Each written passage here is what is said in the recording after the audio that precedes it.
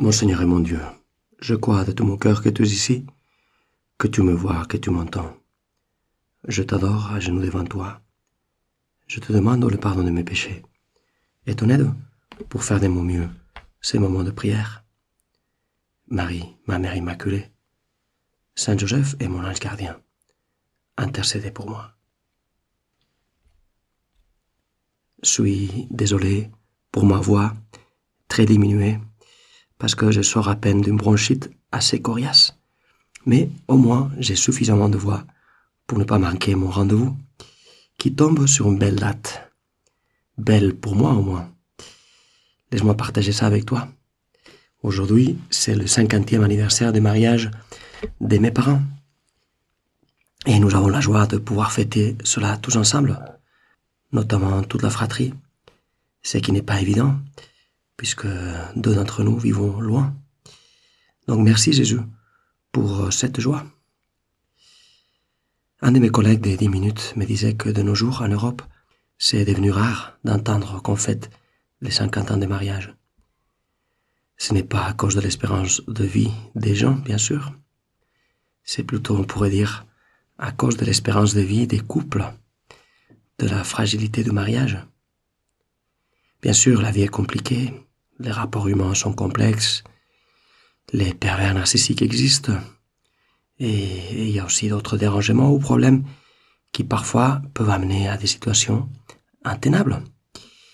Et j'ai vécu ça avec des amis, j'ai vécu ça avec des gens de ma famille. Mais en même temps, il semble clair que de nos jours, on jette l'éponge plus facilement qu'avant. Nous ne sommes si résilients que par le passé, résilients face aux difficultés inévitables dans les relations.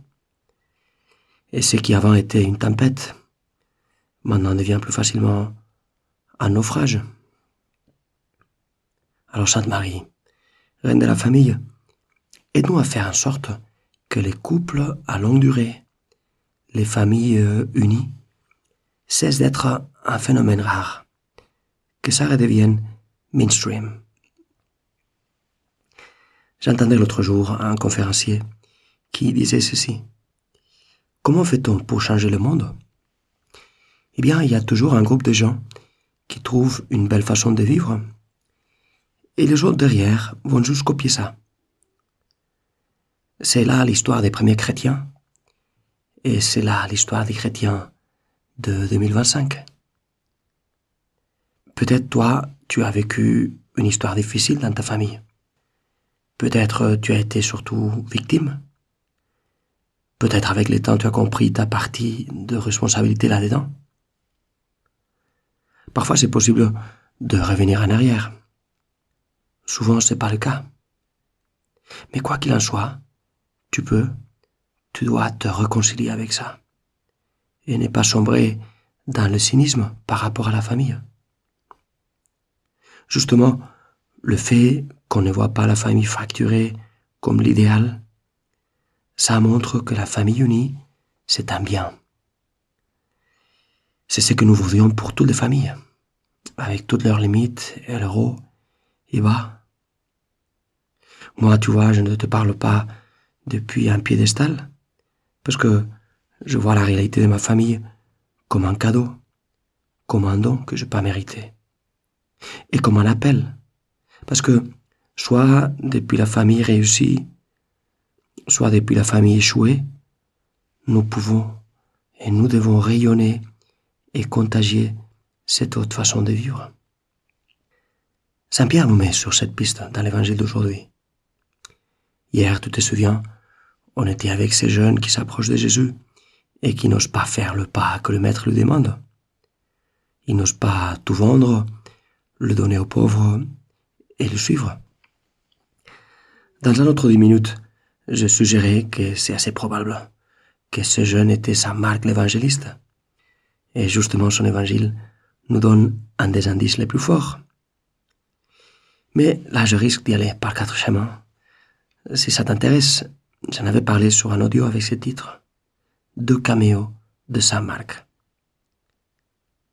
Alors, suite au départ du jeûne, il y a une discussion entre les apôtres et Jésus, parce que Jésus, Tu dis que c'est très difficile pour les riches d'entrer dans le royaume de Dieu.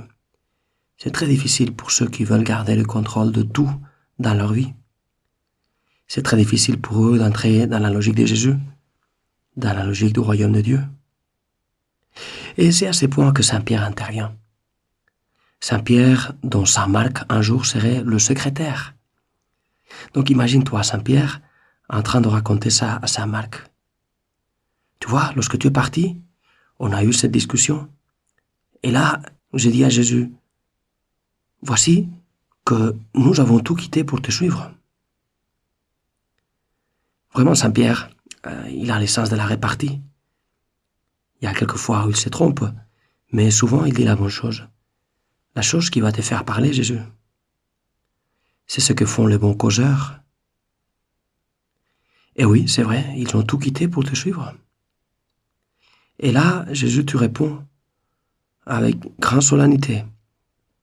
Amen, je vous le dis, nul n'aura quitté à cause de moi et de l'Évangile une maison, des frères, des sœurs, une mère, un père, des enfants ou une terre, sans qu'ils reçoivent en ces temps déjà les centuples. Maison, frères, sœurs, mère, enfants et terre, avec des persécutions, et dans le monde à venir, la vie éternelle.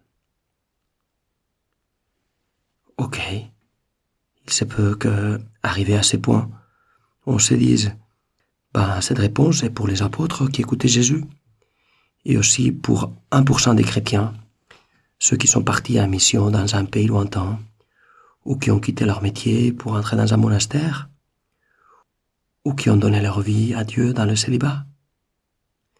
Mais pas pour moi, vu que j'habite dans le même quartier où je suis né, vu que je me suis marié et que j'ai des enfants, ou que j'espère de le faire un jour, vu que j'ai une maison, vu que j'ai reçu un certain héritage qui me permet, moi et les miens, de vivre avec un peu plus d'aisance, vu que j'ai un iPad Pro. Et oui, on pourrait avoir l'impression que Jésus ne parle que pour 1% des chrétiens, mais il parle pour tous.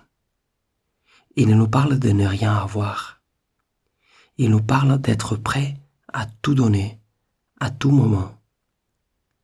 Saint Paul le dit, celui qui a, qu'il vive comme s'il n'avait pas. Alors je me répète, mais tu sais, comme j'aime bien que le catéchisme de l'Église catholique met ensemble le sacerdoce et les mariages comme les sacrements au service de la communauté.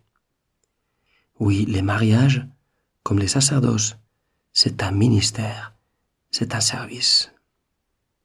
Et ça, c'est pas juste une façon de dire. Oui, c'est un énorme service, un énorme chantier.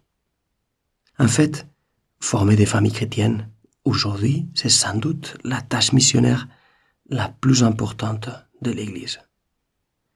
Et ça nécessite tellement d'énergie. Aucun plan pastoral diocésain ne peut faire ça. Parce que ça passe 24 sur 24 par les cœurs, et par les lèvres, et par les mains des papas et des mamans, mais aussi des frères et des sœurs aînés. Des papas et mamans qui à chaque instant sont prêts à soigner un enfant malade, à consoler un autre qui est triste, à écouter celui qui a besoin de raconter son truc, à prier avec l'un et avec l'autre, à prendre au sérieux leurs questions, à changer leurs plans, à renoncer à ces vacances de rêve parce qu'on n'y arrive pas, à patienter 1000 fois avec les 1000 choses où l'autre est loin d'être parfait, à se parler, à s'écouter, à sortir du temps pour juste être ensemble. Bref, à tout donner à chaque instant. Et celui qui est prêt à tout donner, eh bien, il recevra tellement. Déjà, mine de rien, tout l'amour de Dieu. Jésus, Joseph, Marie, mettez dans le cœur de beaucoup de jeunes ce bel idéal de service, de tout quitter pour suivre Jésus dans l'aventure de construire un foyer chrétien. Je te remercie, mon Dieu, des bonnes résolutions, des beaux désirs et des lumières que tu as semées dans mon cœur pendant ces moments de prière. Je te demande de m'aider à les faire fructifier. Marie, ma mère immaculée, Saint Joseph est mon ange gardien. Accompagne-moi toujours en chemin.